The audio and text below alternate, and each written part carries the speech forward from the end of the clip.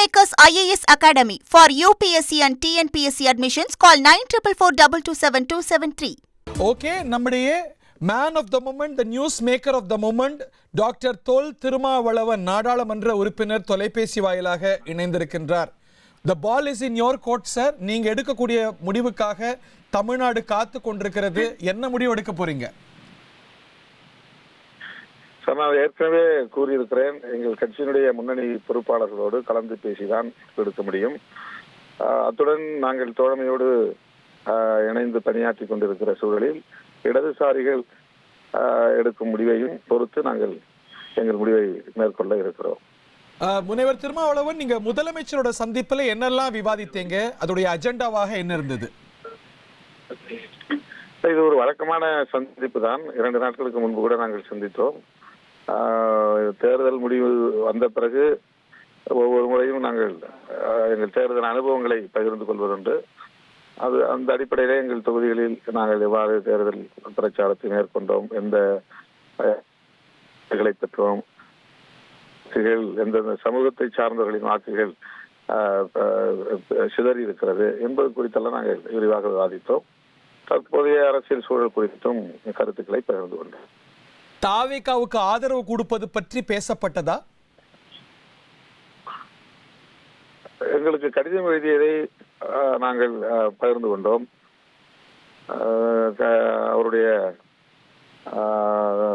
ஆட்சி அமைவதற்கான ஒரு சூழலில் அவரே தொடர்பு கொண்டு இந்த ஆதரவை கேட்டிருக்கிறார்.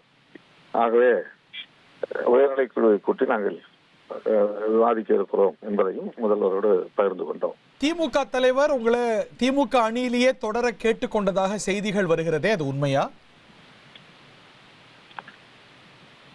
அதாவது நாங்கள் இந்த அணியில தான் இருக்கிறோம், அதனால சந்திச்சு பேசுறோம், அவ்வளவுதான். அதுல இப்ப நாங்க வெளியேற போகிறோம் அப்படிங்கிற மாதிரியான எந்த செய்தியும் இல்லை. அதனால அந்த மாதிரியான ஒரு கோரிக்கையும் எழவில்லை. ஓகே, ஆளுநர் இப்போ விஜய் அவர்களுக்கு ஆட்சி அமைக்கிறதுக்கான வாய்ப்பை கொடுக்கல, மெஜாரிட்டியை நிரூபிங்க கொடுக்கிற வாய்ப்பை அப்படிங்கிறாரு. அது பற்றி உங்க பார்வை என்ன?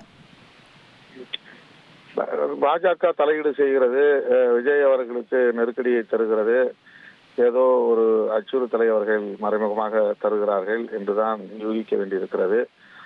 தனிப்பெரும் கட்சியாக அவர்கள் இன்றைக்கு மக்களால் தேர்வு செய்யப்பட்டிருக்கிற சூழலில் ஆட்சி அமைக்க அவர் கோரியிருக்கிறார். ஆனால் அவர்கள் காலம் தாழ்த்துவது ஏன் என்று விளங்கவில்லை. இது ஜனநாயக ஆளுநர் சொல்றாரா, நம்பரை நிரூபிங்க, மெஜாரிட்டியை காட்டுங்க, பதவியேற்று வைக்கிறேன் அப்படின்னு. அது சரியான நிலைப்பாடுன்னு நினைக்கிறீங்களா? அது பொதுவா பதவியேற்ற பிறகு சட்டப்பேரவையிலே உங்களுடைய மெஜாரிட்டியை நிரூபியுங்கள் என்றுதான் சொல்வார்கள். இதுதான் கடந்த காலங்களில் நடந்ததாகவும் சொல்லப்படுகிறது. தங்களுக்கு சாதகமானவர்கள் இருந்தால் அந்த மாதிரியான ஒரு வாய்ப்பை தருகிறார்கள். தங்கள் கட்டுப்பாட்டில் இருக்க மாட்டார்கள் என்று நினைத்தால் அந்த வாய்ப்பை மறுப்பார்கள் என்பதற்கு ஒரு சான்று. விஜய் அவர்கள் ராகுல் காந்தி அவர்களின் ஆதரவை பெற்றிருக்கிறார். தமிழ்நாட்டில் காங்கிரஸ் கட்சியினுடைய ஆதரவை பெற்றிருக்கிறார். இது பாஜகவுக்கு ஆத்திரத்தை உருவாக்கி இருப்பதாக கருதுகிறோம். ஒருவேளை காங்கிரசின் ஆதரவை பெறாமல் இருந்திருந்தால் பதவியேற்க அனுமதித்துவிட்டு சட்டப்பேரவையில் நீங்கள் உங்களுடைய பெரும்பான்மையை உறுதிப்படுத்துங்கள் என்று சொல்லியிருக்கலாம்.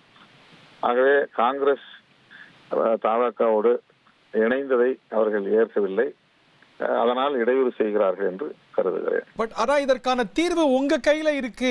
இந்த இம்பாஸை நீங்க தீர்த்து வைக்க முடியும்னு நினைக்கலையா? நீங்களும் கம்யூனிஸ்ட் கட்சிகளும் ஒரு பிளாக்கா செயல்படுறீங்க. அந்த ஆதரவு கடிதத்தை நீங்க கொடுத்தா இன்றே இந்த நொடிய இந்த விஷயத்துக்கு தீர்வு வந்து விடும் இல்லையா? அது உடனே உணர்ச்சியப்பட்டு நாங்கள் ஒரு முடிவு எடுக்க முடியாது. இது எங்கள் எதிர்கால அரசியலோடும் தொடர்புடையதாக இருக்கிறது. ஆகவே நாங்கள் நிதானமாகத்தான் முடிவெடுக்க முடியும். 3 கட்சிகளும் சேர்ந்தே முடிவெடுக்கலாம் என்கிற ஒரு இணக்கத்திற்கு நாங்கள் வந்திருக்கிறோம்.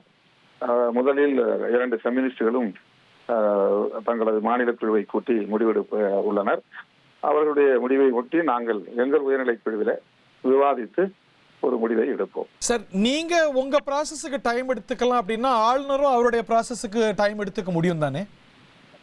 அப்படி முடியாதுன்னு சொல்றாங்க. அதுக்கு ஒரு குறிப்பிட்ட காலக்கெடுவுக்குள்ளாக விஜய் அவர்கள் தன்னுடைய மெஜாரிட்டி பெரும்பான்மையை காட்ட வேண்டும். அது ஆளுநருக்கு அந்த நம்பிக்கையை உருவாக்க வேண்டும் என்றெல்லாம் சொல்லப்படுகிறது. சட்ட வல்லுநர்கள் அவ்வாறு சொல்லுவதை நாம் பார்க்க முடிகிறது. எதுவாக இருந்தாலும் ஒன்றை நம்மால் புரிந்து கொள்ள முடிகிறது. தாவேகா காங்கிரஸோடு கைகோர்த்திருப்பதனாலேயே இவர்கள் நெருக்கடி தருகிறார்கள் என்பதை மட்டும் புரிந்து கொள்ள முடிகிறது.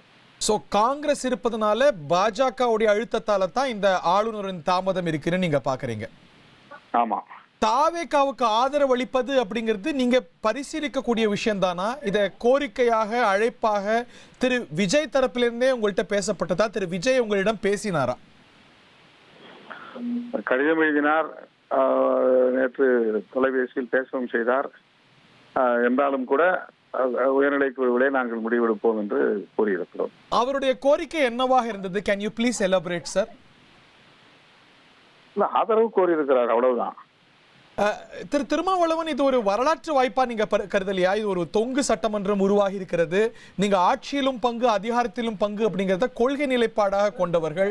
ஸோ இந்த ஒரு சூழல்ல எஸ்பெஷலி அவங்க பாஜக அழுத்தம் பெறுவதனால அவங்களுக்கு ஆதரவு அளிக்க வேண்டிய ஒரு வாய்ப்பும் அதே சமயத்துல ஆட்சியிலையும் அதிகாரத்திலையும் பங்கு கொள்ளக்கூடிய வாய்ப்பையும் நீங்க கூடுதலா பரிசீலிக்க மாட்டீங்களா? தேர்தல் முடிவு வருவதற்கு முன்பே நான் தேர்தலில் வேட்பாளராக போட்டியிடப் போகிறேன் என்பதை அறிவிக்கும் போதே தேர்தலுக்கு பின்னர் இது போன்ற ஒரு சூழல் உருவாகும், தொங்கு சட்டசபை உருவாகும், அந்த ஒரு கணிப்பை நான் வெளிப்படுத்தியிருந்தேன். அந்த கணிப்பு உண்மையானது என்கிற அடிப்படையிலே இப்போது எல்லாம் நிகழ்ந்து கொண்டிருக்கிறது. ஆட்சியிலும் பங்கு அதிகாரத்திலும் பங்கு என்பது எங்கள் நிலைப்பாடுதான். ஆனால் வெறும் அதிகாரம் அல்லது பதவி என்கிற அடிப்படையில் மட்டுமே ஒரு முடிவை எடுத்துவிட முடியாது. விஜய் அவர்களின் அரசியல் போக்கு என்னவாக இருக்கும், எதிர்காலத்தில் அது எப்படி போகும் என்கிற விஷயங்களையும் நாங்கள் கருத்தில் கொள்ள வேண்டியிருக்கிறது. நாங்கள் எடுக்கிற முடிவு எங்களுடைய எதிர்கால அரசியலில் என்னவான தாக்கத்தை ஏற்படுத்தும் என்பதையும் கவனத்தில் கொள்ள வேண்டியிருக்கிறது.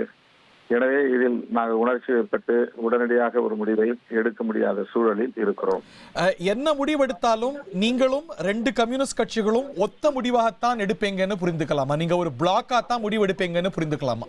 ஒருங்கிணைந்து தான் எடுப்பீங்கன்னு புரிந்துக்கலாம்.